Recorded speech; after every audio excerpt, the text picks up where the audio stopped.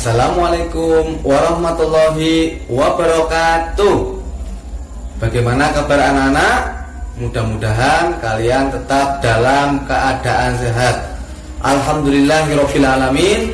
Puji syukur kehadirat Allah Subhanahu wa taala yang telah mengaruniakan kepada kita semua berupa nikmat kesehatan, sehingga pada hari ini kita dapat bertemu lagi lewat YouTube ini untuk belajar.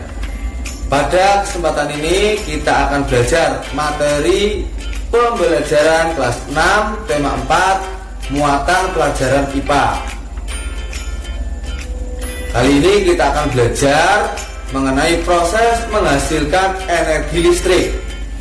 Globalisasi mempunyai pengaruh sangat besar bagi kemajuan teknologi terkait energi listrik. Sumber utama energi listrik adalah pembangkit listrik. Contoh pembangkit listrik adalah pembangkit listrik tenaga air atau PLTA. PLTA memanfaatkan energi air yang mengalir. Aliran air dialirkan melalui pipa-pipa khusus untuk menggerakkan turbin. Turbin itu seperti kincir air. Nah, seperti kincir tapi kincir air.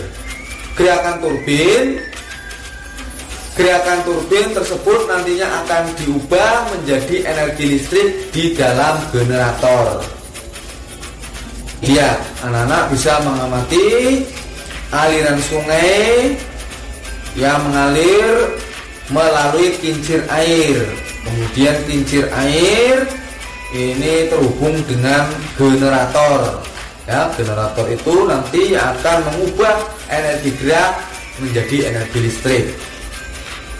Cara kerja pembangkit listrik tenaga air. Yang pertama, arus air mengenai kincir kemudian memutarnya. Yang kedua, putaran kincir air memutar dinamo atau mesin generator itu. Kemudian dinamo yang berputar menghasilkan energi listrik. Listrik disalurkan ke rumah-rumah. Dalam ruang lingkup yang kecil, beberapa daerah menggunakan pembangkit listrik secara mandiri, dinamakan pembangkit listrik mikrohidro.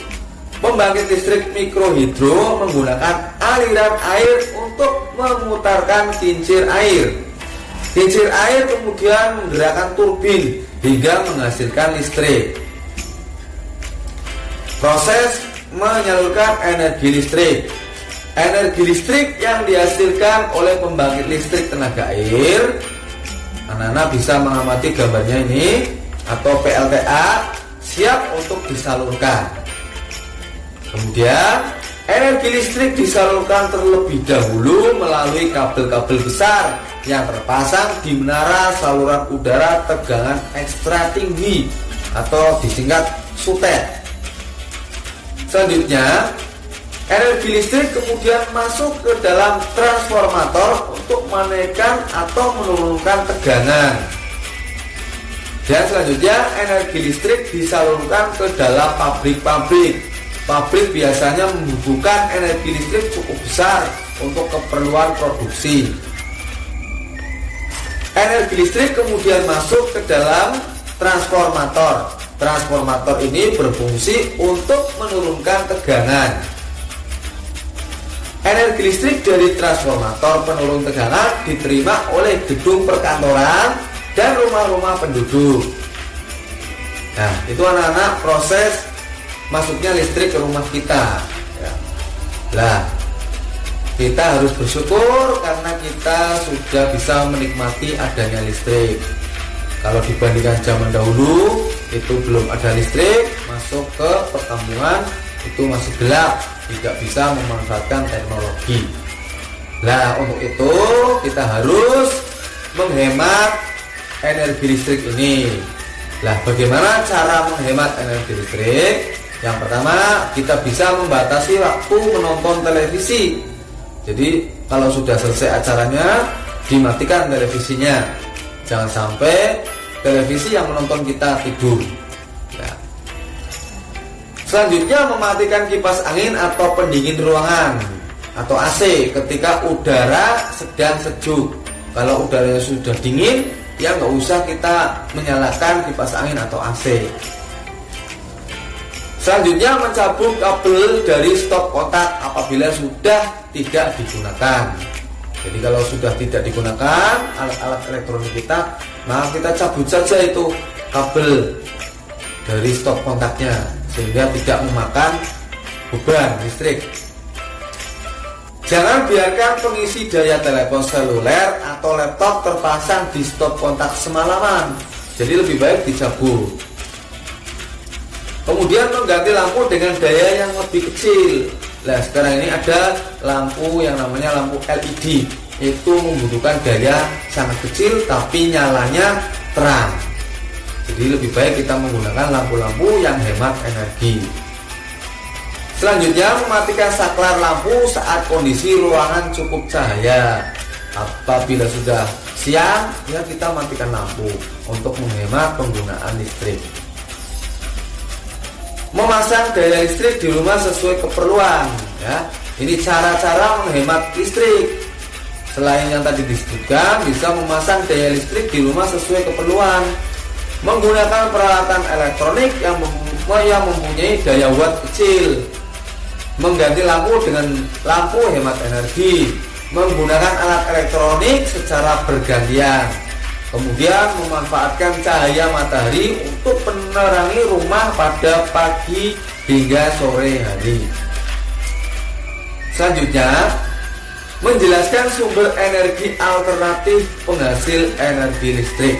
Ya, jadi energi alternatif adalah merupakan energi yang berasal dari alam. Ini energi alternatif ini tidak akan habis.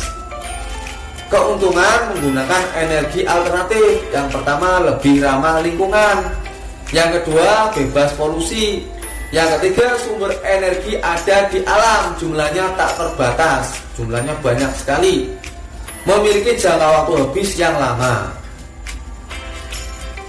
Selanjutnya, ini ada contoh pembangkit listrik tenaga surya atau PLTS. Menggunakan sumber energi dari sinar matahari. Peralatan yang digunakan berupa panel surya, yaitu sebuah alat berbentuk lempengan logam yang mampu mengubah energi matahari atau mampu mengubah energi panas matahari menjadi energi listrik. Panel surya pada atap rumah untuk mencukupi kebutuhan energi listrik di rumah tersebut. Anak-anak bisa amati gambar pada layar ini. Memanfaatkan energi matahari dalam kehidupan sehari-hari. Jadi selain digunakan untuk pembangkit listrik tenaga surya, energi matahari bisa kita manfaatkan untuk sumber energi yang tak terbatas, sebagai pembangkit listrik tenaga matahari, sebagai pengisi daya pada power bank, sebagai penerang alami di permukaan bumi, membantu mengeringkan pakaian, membantu mengeringkan tanah, membantu dalam proses pengeringan air laut untuk pembuatan garam, dan membantu kesehatan tulang. Nah, ini kesehatan tulang itu sangat penting ya. Untuk itu kita bisa berjemur pada pagi hari, yaitu mulai jam 7 sampai jam 9 pagi. Sinar matahari jam-jam itu banyak mengandung vitamin D yang membantu untuk kesehatan tulang kita. Nah, itulah anak-anak kegiatan belajar pada pertemuan kali ini. Semoga bermanfaat. Tetap semangat belajar, patuhi protokol kesehatan. Semoga anak-anak semua menjadi anak-anak yang pintar. Wassalamualaikum warahmatullahi wabarakatuh.